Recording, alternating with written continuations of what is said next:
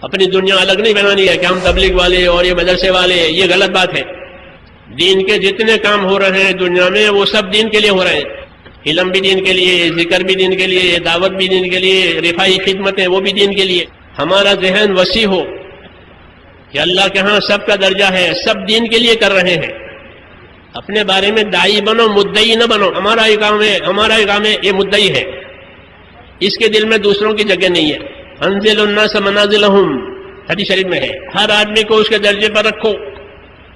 وہ بھی ایک کام اللہ کے لیے کر رہے ہیں، ہم بھی اللہ کے لیے کر رہے ہیں۔ یہ سب حق ہے، حق میں تناؤ نہیں ہوتا، حق میں تعاون ہوتا ہے۔ رفیق بن کے کام کرو، فریق بن کے کام مت کرو۔ ان کو احسان سمجھو ان کا کہ جو کام ہم نہیں کر سکتے ہیں وہ کر رہے ہیں۔ حضور نے مہاجرین کو یہ سکھایا تھا، تحقیر نہیں تھی۔ ہاں تو ہمارے اندر نفسانیت ہے، اس لیے تحقیر کرتے ہیں، حسد کرتے ہیں۔ تو ہم کو